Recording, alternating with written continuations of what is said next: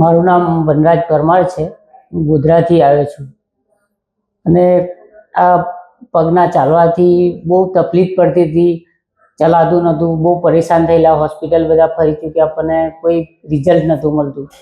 પછી ફેસબુક પરથી સાહેબનો વિડીયો જોયો, ત્યારબાદ પછી અહીંયા આગળ હોસ્પિટલની એક મુલાકાત લીધી અને પછી અમને જે રિઝલ્ટ એકદમ પરફેક્ટ મળ્યું છે પહેલા જ વીકમાં.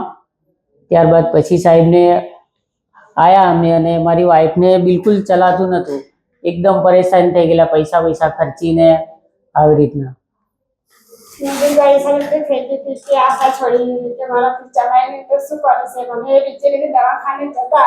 ડોક્ટર બી એવું કહેતા હતા કે એક પગે છે તો કદાચ બીજે પગે બી ચાલવાનું નહીં રાખો તો બીજા પગે થશે, ખાટલા ભેગા થઈ જશો એમ.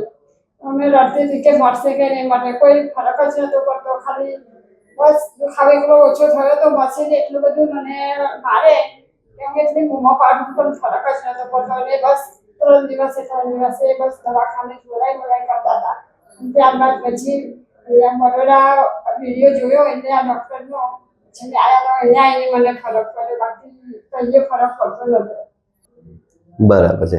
તો બેન વિડીયો જોયા પછી અહીં આવ્યા તમે, તો કેવું લાગ્યું? ખૂબ સારું લાગ્યું મને. મેં કહું છું ને, મને ભગવાન મળ્યા છે. નહીં અરે બેન એવું નથી, પણ કેવું લાગ્યું રિઝલ્ટ? સરસ લાગ્યું એમ. સરસ લાગ્યું, કારણ કે કોઈ દવા વગર આટલું સારું થયું, પેલા દવા કરતા તો એ કોઈ ફરક નતો પડ્યો, અને દવા વગર મને આટલું સરસ થઈ ગયું એમ. પહેલા તો ચલાતું બી નતું એમ. ચાલુ એટલે મને કોઈ ચાલવાનું કે મને બીક લાગે તો હું પડી જઈશ. ચાલવાની તાકાત જ નથી ચાલતી એમ. કારણ કે મોબાઈલ હોય એટલે તરત નીચે જ પડી જવાનું, નીચે જ બેલેન્સ જ નતું રહેતું, ઊભું જ નતું રહેવાતું મારાથી. હવે એ બધું સારું થઈ ગયું છે. સારું થઈ ગયું, ચાલતા થઈ ગયા. તે છતાં એક આશા લઈને આવેલા, પણ એ આશા ચોક્કસ પૂરી થઈ ગઈ. પૂરી થઈ ગઈ ને આશા? એટલા હેરાન હતા, કેટલા સમયથી હેરાન હતા? 6-7 મહિના. 6-7 મહિનાથી. છોકરાનો એટલો પગાર બી નથી, પૈસા ખર્ચીને અડધો થઈ ગયો. બરાબર. જો ભાઈ શું ચાલતા થઈ ગયા બેન? આજે ઉભા થઈને ચાલો, લોકો જોવે તમને. થઈ ગયા ને? બસ ચાલો, સરસ સરસ. બાકી ઊભું નથી થવાતું એમ ને આપણે? હે ને? નથી, બરાબર છે.